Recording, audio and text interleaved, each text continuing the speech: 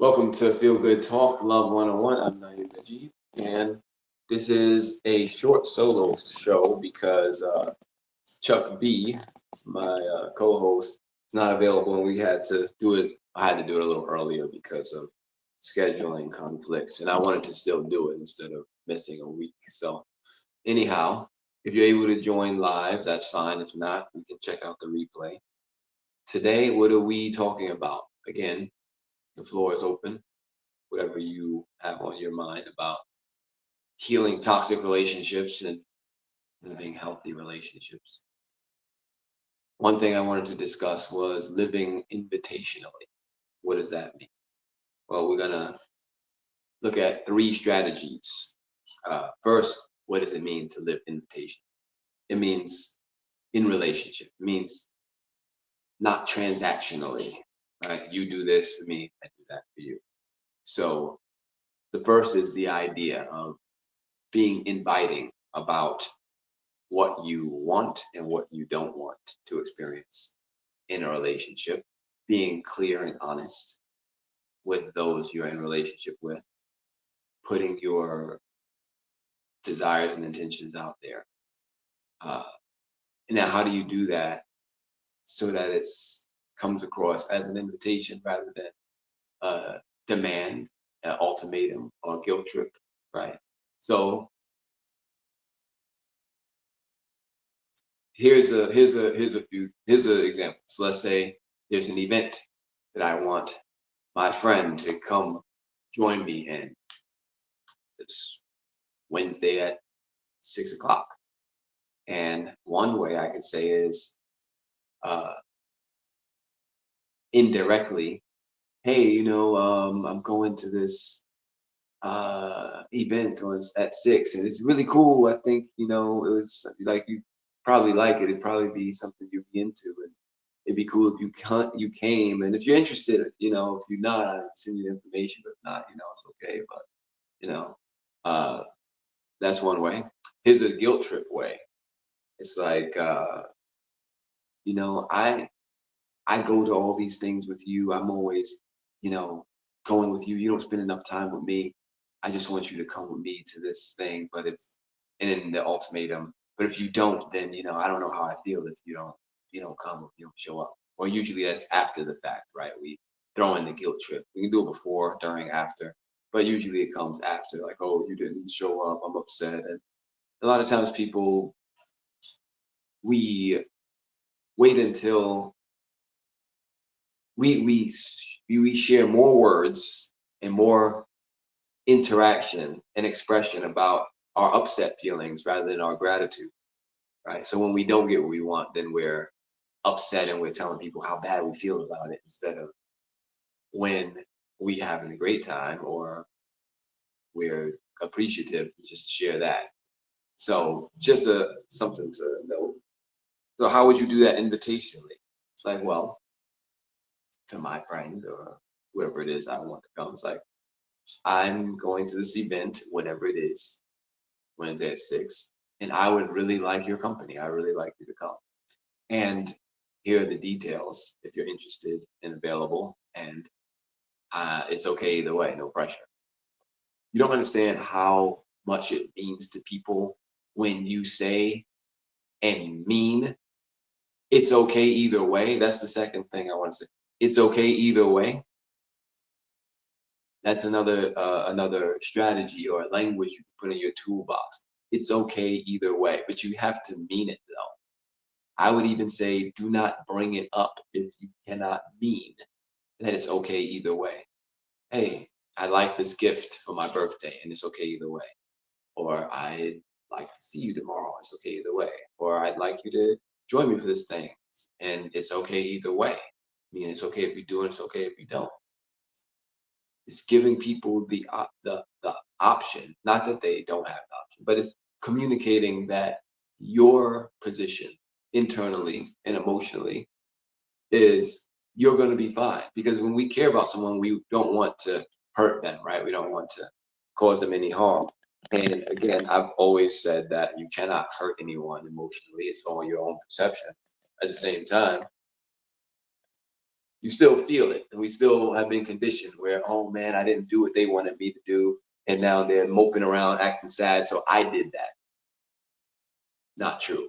At the same time, it is so enriching and empowering and energizing to be in relationship with people who take full responsibility for their feelings all the time, right? Because it doesn't matter if you're only taking responsibility for your happy feelings, like, oh yeah, I feel really great. Then when you're feeling really bad, yeah, it's because you beat you up this month. That's not okay. So what's the other thing? The third one is, again, no pressure. Like I said, throw in the no pressure, because pressure is stress. And although specific short-term stress, specific stress in certain areas can be helpful, uninvited stress is not. It's like when you're only following up on this invitation because it's like, man, I'm going to lose my standing with this person, this organization if I don't show up. It feels like stress, it feels like pressure, it feels like work, it feels like duty, stinks like duty, obligation, responsibility. Imagine if you were invited to a party, whatever your idea of a great time is, and someone says your responsibility to get to this party and have a great, right? It's like it's your, you have to do it. You can't, nothing else. From 8 to 11 p.m. Saturday night, you have to come and you have to tear up the dance floor and have a great time or whatever. Like there's no other option for you. That's still, even if you would have done it anyway, now it feels like duty. And it stinks. So when I'm saying living invitationally, it's a very good word for expressing freedom in relationships and extending that mindset and intention of freedom by reminding people that I want this thing, even if it's your company. I desire it, I enjoy it, I like it at this time, place, event, etc. And I'm not putting any pressure on you about it. No pressure. It's okay either way. So you got that. So the invitation, number one, it's okay either way. Number two, and number three, no pressure. Try to use that the next time you are talking to someone or asking them for something, and also being able to ask for things. It is, here's a question. Do you think that to develop trust and connection with someone, that it is, because we all talk about being vulnerable and all this stuff, but we think that being vulnerable is just sharing some of our history and past and stuff like that, which it can be, or things that are sensitive to us. But even more so than that, it's like you could say, yeah, I was sick all last week, sick as a dog, I was in the bed, couldn't get up, cold, flu, whatever it may have been, and I just struggled. After you recover, and you tell people that, like, oh, thanks for being so vulnerable and telling me that. You know what's even more vulnerable is while you're sick. It's like, I really don't feel like going. I need soup. I need some ginger. I need some tea. I need a ice pack. I need a heating pad. I need these things. But nobody likes to, you know, we don't usually want to tell people that we're under the weather or not. How about think of one person that it would be okay, and not a relative, and ask them, tell them that, yeah, I'm not feeling too well. And if it would be, if it wouldn't take you out of your way, could you bring me some soup or some ingredients from the store? Or would you be, oh, some ginger, whatever it may be that you need? A heating, do you have a heating pad? Right? Because people are not psychic. And so while, yeah, it's vulnerable to say, oh, yeah, I recovered from a really bad illness the other time, while you're in it, going through it, more so, again, what I'm saying is more vulnerable than telling people that you've been through a traumatic event or a conflict in your life, is to share that with someone while you're in it, even if it's a like conflict, anything that's just not the norm or not healthy in the moment or not. It's a problem in need of resolution, even if it's like I said, health or financial or relationship. Sharing it during while you're going through it and asking for help. Asking for help is one thing that people who like to be helpful have a hard time doing. And but the thing is, the the very weird thing, like the disconnect, is that when you're a helpful person, you know how good you feel to help people. So why not allow other people to have that experience of helping you? Because we use these excuses. Oh, I don't want to impose. I don't want to, be a burden. I don't want to get anyone out of their way. Well, that's making it seem like you asked for a bowl of soup that somebody's like, oh, now I gotta get you a bowl of soup. Like, no, they have boundaries. If they're like, no, I don't want to do it. I'm not able to do it. I'm just not willing to do it. Trust that they'll just not do it. And also that there's more than one way to receive what you want and need when we're thinking big overall wide angle lens situation, right? We're not talking about a bowl of soup from this specific restaurant from your friend Maria at 6 o'clock on Wednesday next week. If I don't get that, the world will come tumbling down. It's like that you need to recover, you need nourishment, you need, and if you want it in the form of soup or whatever, there's ways to make that happen that don't involve these specific things and people coming together. I'm saying when you are making a request of someone, it does have to be specific. It's just not like, hey, I need some help. Help with what? My health. Help with what? Your health. You need medication. You need, oh, I need some nourishment. All right, nourishment, what? Oh, I need some soup. What kind of soup? You're a vegetarian. You have chicken soup. Oh, chicken soup. Okay, what?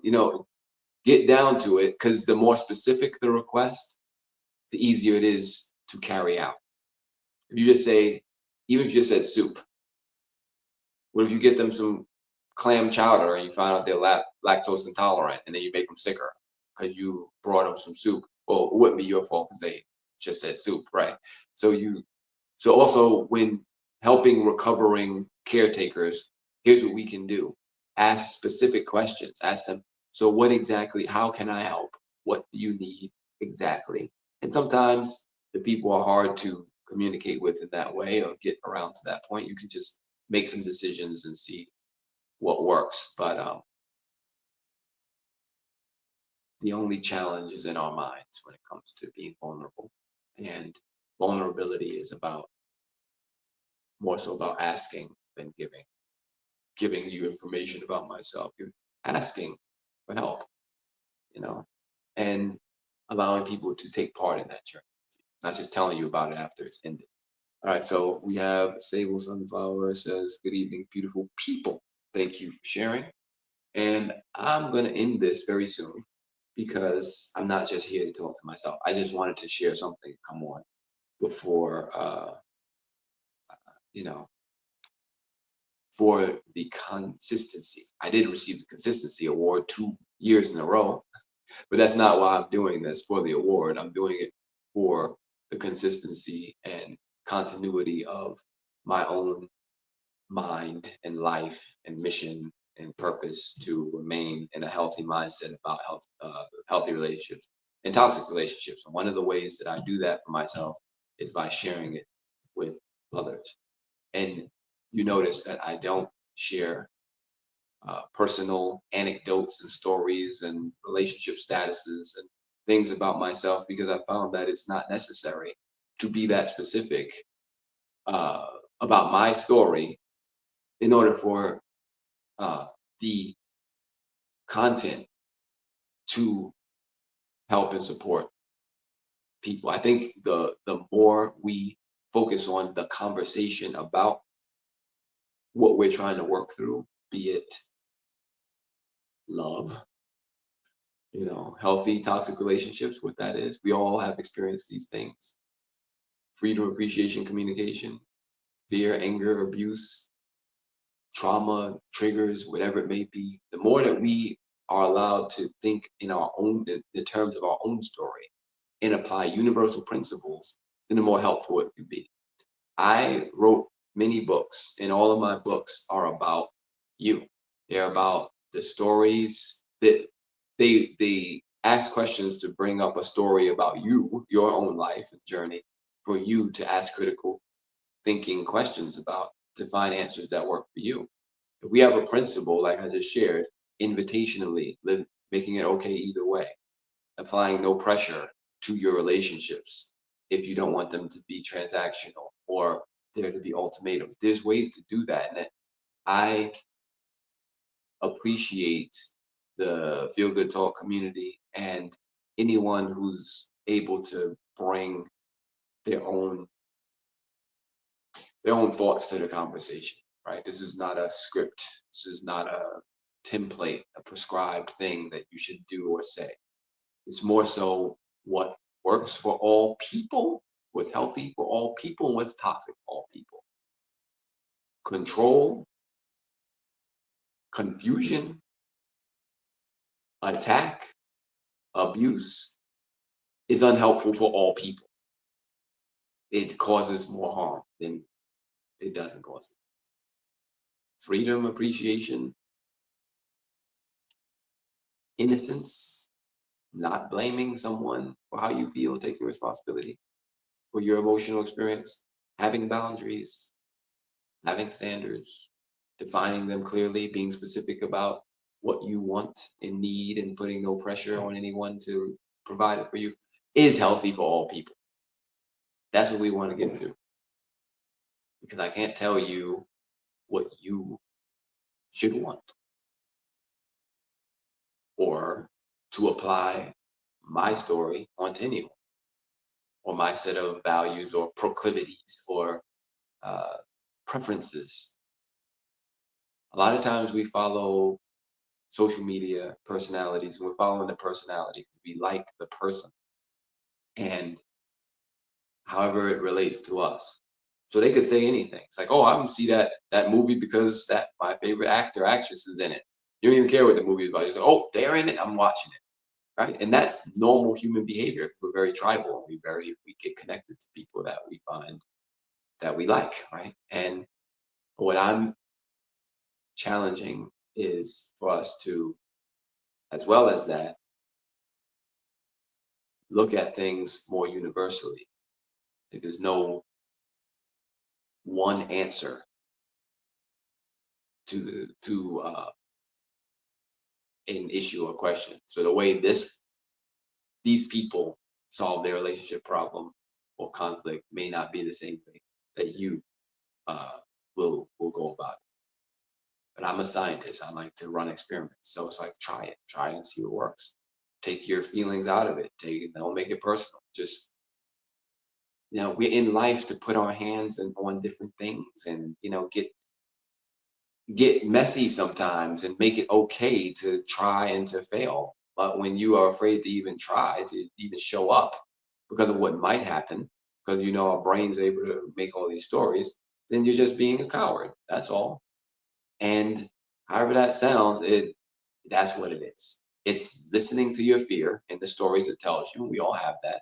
And then submitting to that.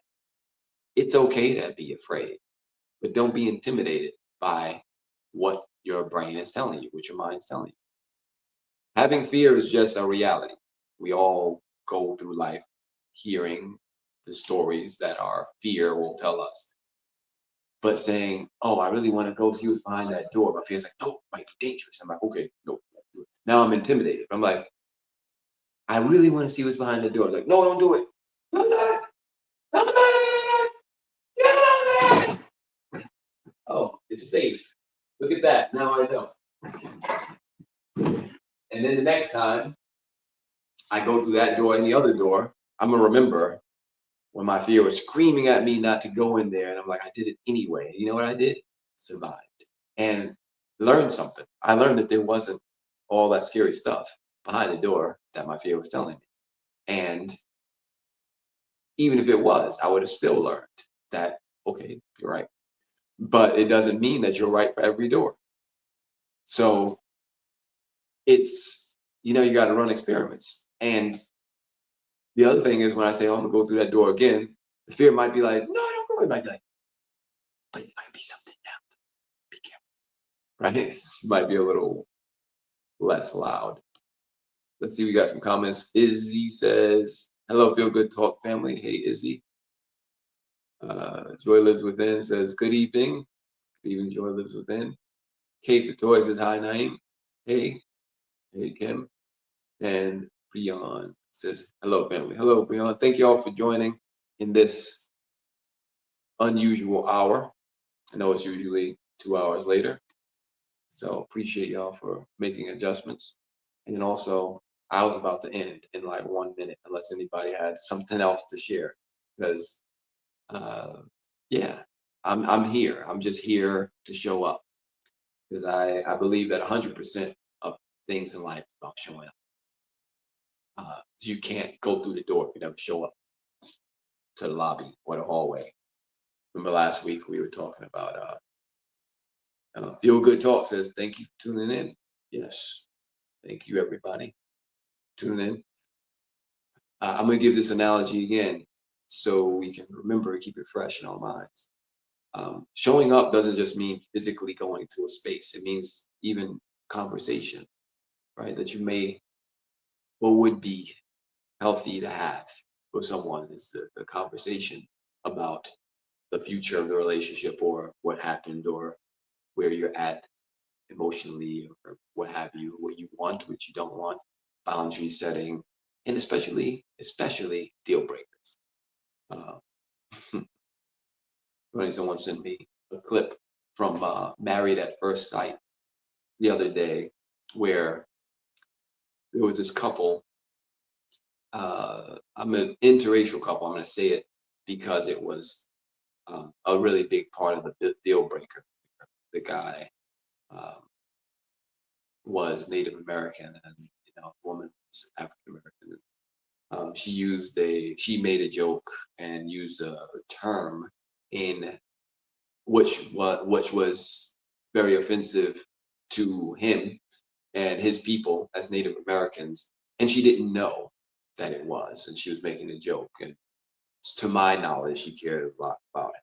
So she's gonna marry each other and whatnot. And he took it as an insult to him, his family, his ancestors, and he can't be with someone like that. And he just basically ended the engagement or the marriage based off of that one instance. And my question is, what do you think? What do you think about deal breakers? And let's say there's a racial slur or a word you don't like or don't really, you know, turns you off when you hear it, or you haven't gotten to the place where you can joke about, or whatever the case, or some event in life, something that just really is still raw for you. Do you think if it's someone, especially someone that you're planning on sharing the rest of your life with, that that's a conversation you should have maybe early on? Do you think it's important that it's if they care about you, that they would intentionally use terminologies or things that they know are really raw for you to attack you or hurt you? And you think if they did that, if they happened to say something and rubbed you the wrong way and they didn't know and it was a mistake and it was a joke, would you give them another chance? And if they wanted to make amends, say, well, I want to know, I just didn't know, would that be okay? Or would that be a deal breaker? Right? Because again, how what happened to grace and uh, understanding that people make mistakes? Humans are humans. They have erasers on their pencils, as my uncle used to say. You have erasers on a pencil, you make mistakes. And even if you can't take back the words, it's important where the words were coming from. So let me give you a quick lesson on the difference between offense and disrespect. So we have a couple more comments. Thank you for tuning in. Bell says, thanks for tuning in. Oh, that show is interesting. Yeah, thank you. I saw the show and he overreacted. She didn't know it. hurt him, but she apologized. Right. So that thank you, Kate, for toys, because this comment here, she says she saw the show. He overreacted. He didn't know it hurt him, and she apologized. So she didn't know he was going to respond that way. It's different. If someone calls you, let's say, I don't know, I just have this here, a cork opener. So let's just say they call you a cork. Let's say in your culture, being called a cork is disrespect is very offensive. Now, if they say, "Hey, look at this. This is a cork. Look at it. Who's a cork? You look like a cork over there." A cork. And you're like, and then they didn't mean it, and then you tell them, "Look, that's really to me and where we grew up. That's really offensive and insensitive. When people say that, it was used in a hurtful and antagonistic way, and it was, really undermining, and it was used as an attack, as a slur terminology. And I just appreciate if you didn't use that terminology. Um, I mean, that's one way of handling it. But the point is, while it may be offensive to call them a cork, were they being disrespectful? The difference in disrespectful and being offended is, as my teacher broke it down to us, Haru, is that disrespect is intentional, meaning I know that you have something you don't want to, you find it offensive to be called a cork, and I'm going to say, you know what, I don't care, you cork, I don't care about you cork, you and your whole family are corks, I don't care. And you mean it to do that, you mean to attack the person with it. That's being disrespectful. That's starting something, as they say. Or if someone just doesn't know, that's your culture, that's your way, then you can find it offensive, maybe offensive to you, but they meant no disrespect. And it's hard to separate that when you're emotionally charged and triggered, but you got to know the difference.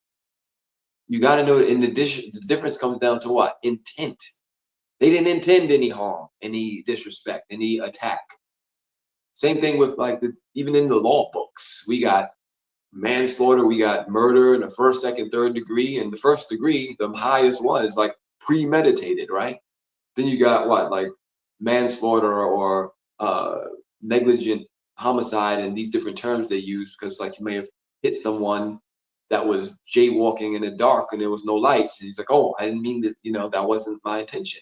That's different than, it's like, I know that they crossed this road at 10:01 on Tuesday. It's 10 o'clock.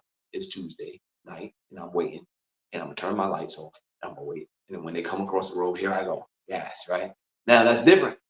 Same thing happened, but different intent.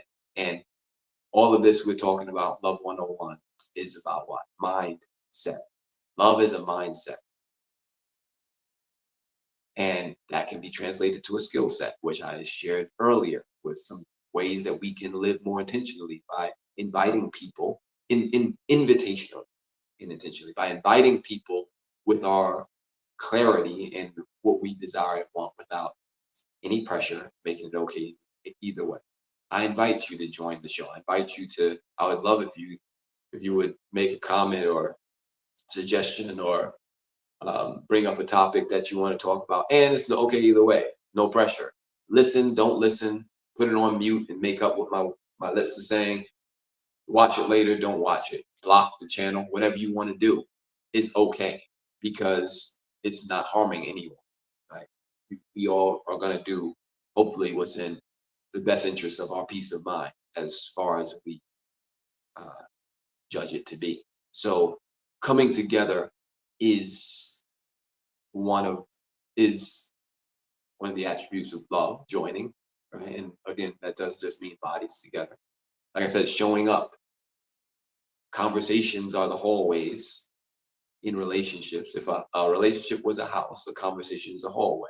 And in the hallway, there are many doors. And based on how far you walk and which hallway you walk down and what questions you ask, and determines what doors get opened or closed to you, right? There are doors that are open to the public, like the lobby. And then there are doors that are closed to the public. There are doors that are more private. There's doors even within doors that are secret, and there's safes and hidden compartments that you don't know about. And only a few select people know about this, and the access, and what's contained in this this drawer, this dresser, or this safe that I have here in this room that I invited you into because I what? Trust you. And you don't get there without a conversation. You don't get there without having, because healthy relationships build healthy relationships, right? If you know five amazing people and all of them know five amazing people, you are connected to at least 25 amazing people. But then if you expand that, then that's another 125 amazing people and keep going, going, going. And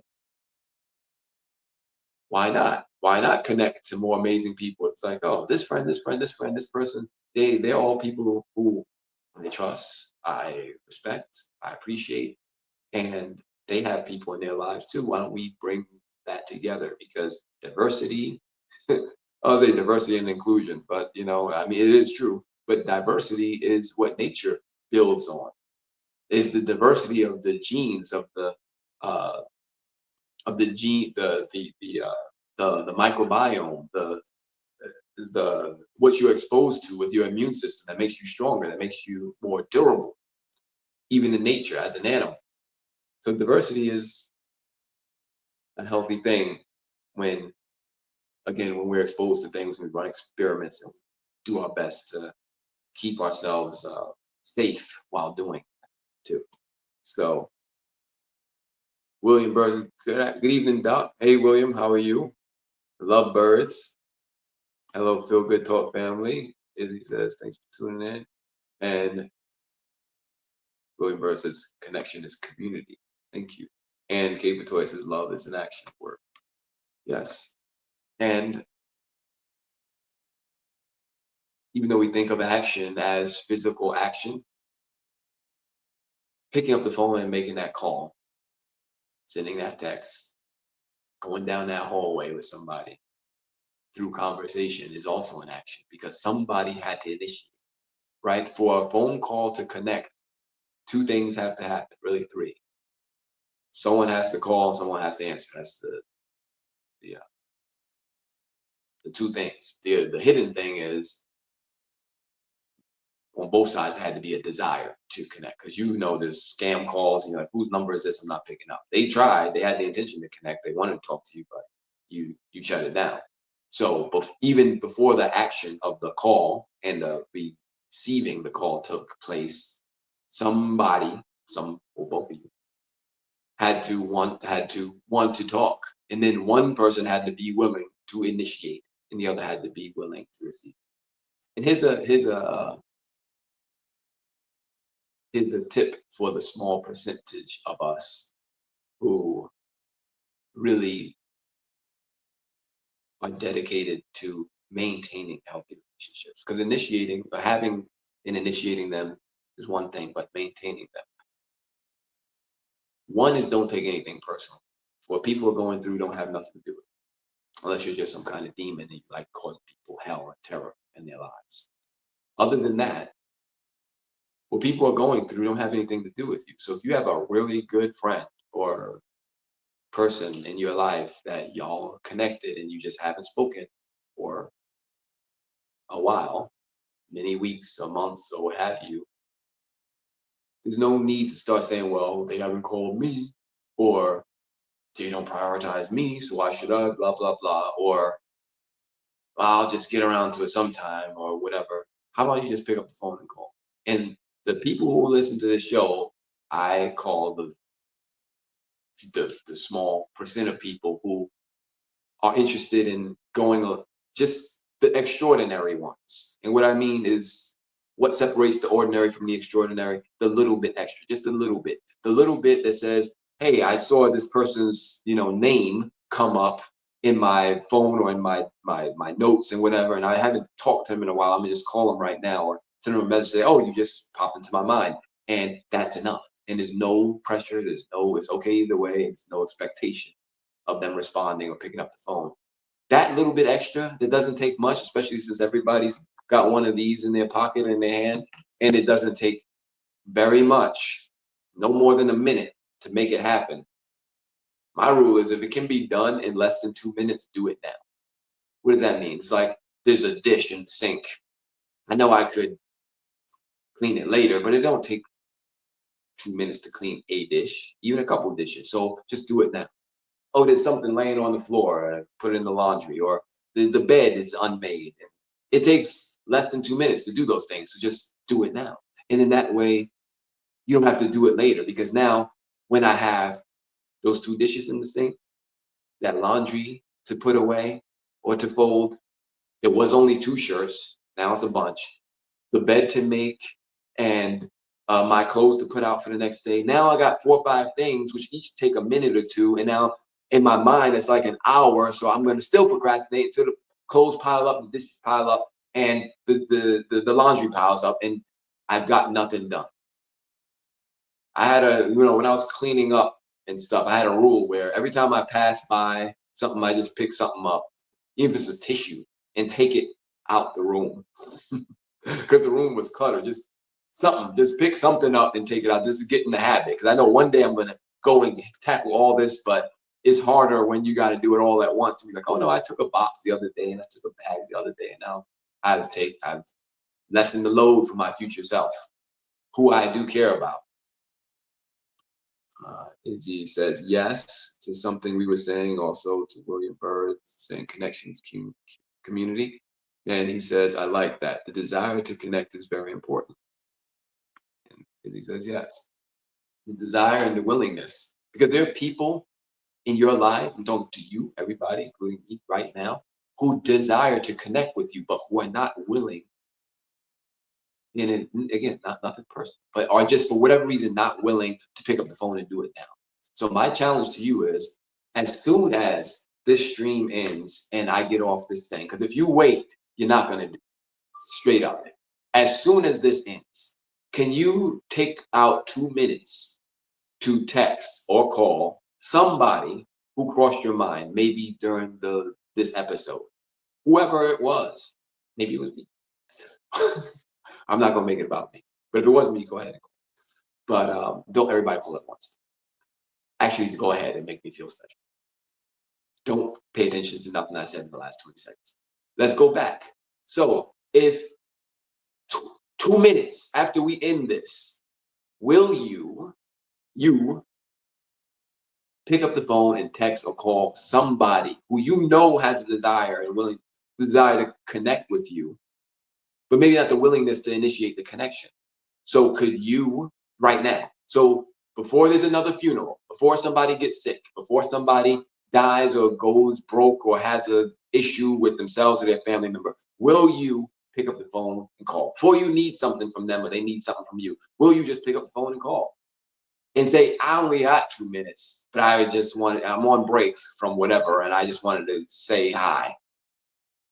The more you practice, it's like, again, if you look at, again, the relationships are homes, and in the rooms, there are different things. You look at your life as different relationships. You got a room, you got different relationships that you visit often. You call these people, talk to these people almost every day. Then you have ones that are more in the attic that you don't talk to. You're like, one day I'm gonna get around to, because they're cool, but it's just not today. Go up to the attic of your contact list, your relationships with people who you do still value and appreciate, and just reach out to them. Not the people that are easy to reach out to, the people you reach out to every week at least. Somebody who you don't talk to every week. Just reach out and say hi. Reach out. Say hi. Like, how Stevie Wonder says, I just called to say what? There's somebody you can call and say that to. Let's see. I'm about to end soon, but y'all now want to send a whole bunch of comments, as is tradition. Wait. Izzy says, oh, that's my rule too. 2-minute rule. If it takes 2 minutes or less, do it now. And when Bird says, me too, Izzy. There's always something to do.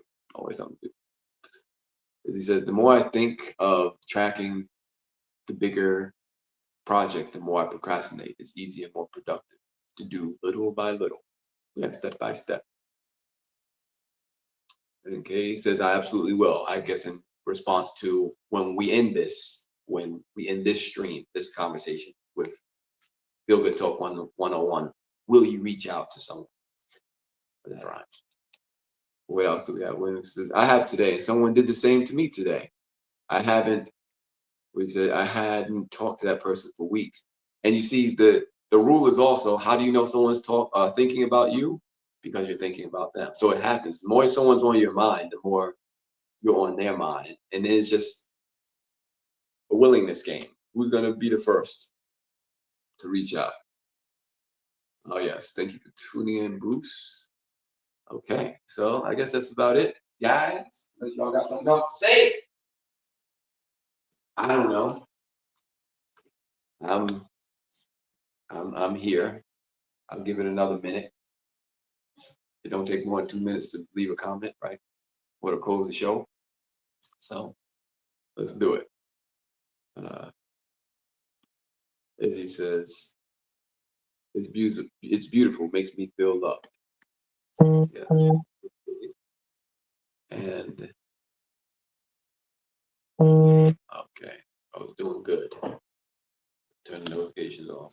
Okay. Anyhow, so we've got something to do today to reach out to someone. And if you want to waste more time, you can you can entertain the question of, well, why don't we do that? Why don't we just do it? What is it that's holding us back? You know what? It doesn't matter. It's just human nature to procrastinate and stop being a lazy, regular human and be a little ordinary human and be an extraordinary human.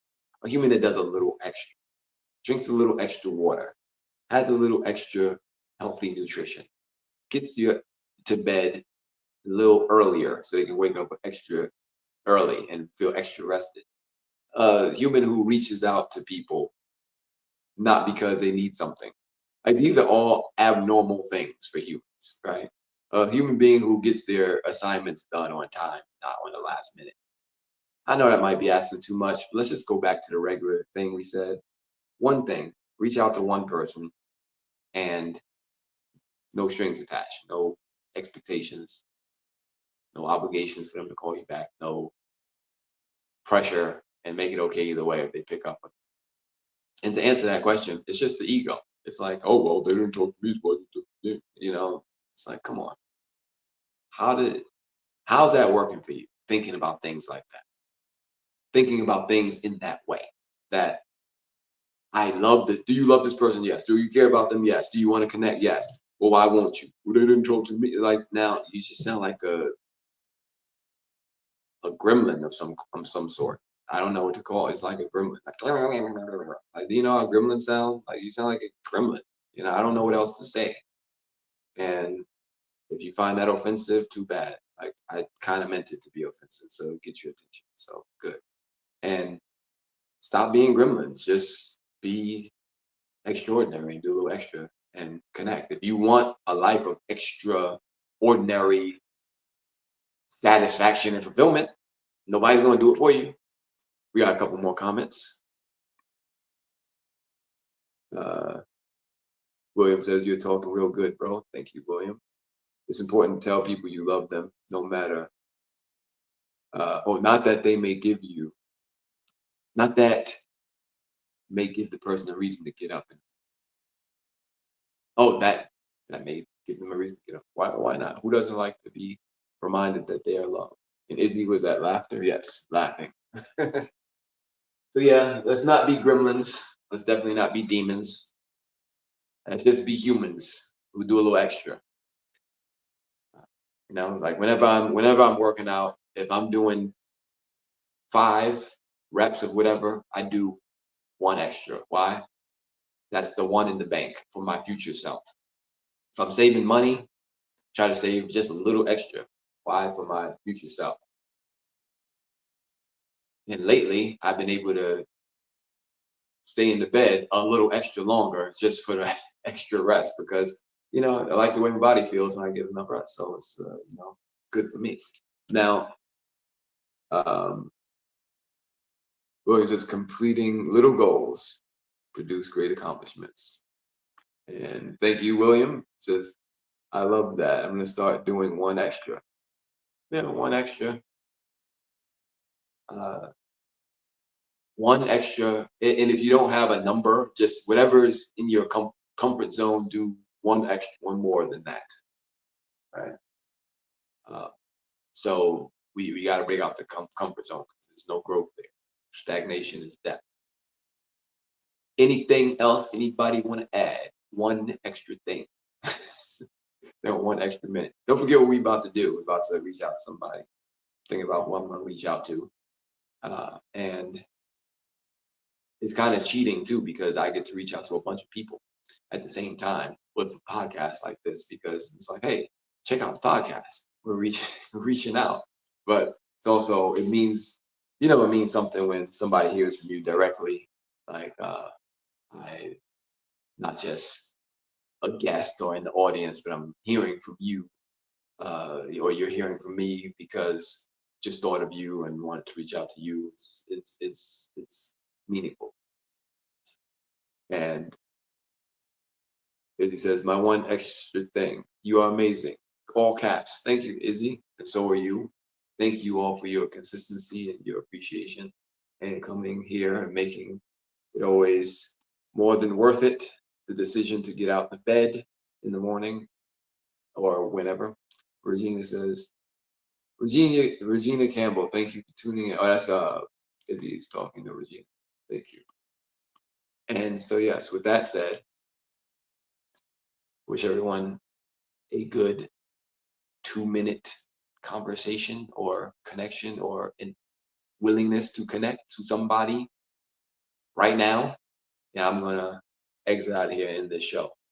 So thanks for listening. Until next week, it's Feel Good Talk Love 101. I'm Naeem Najee. And remember, this was your last 24 hours. What would you? Because one day it will be. Just act like it's today. But unless, if it's not, I'll see you next time.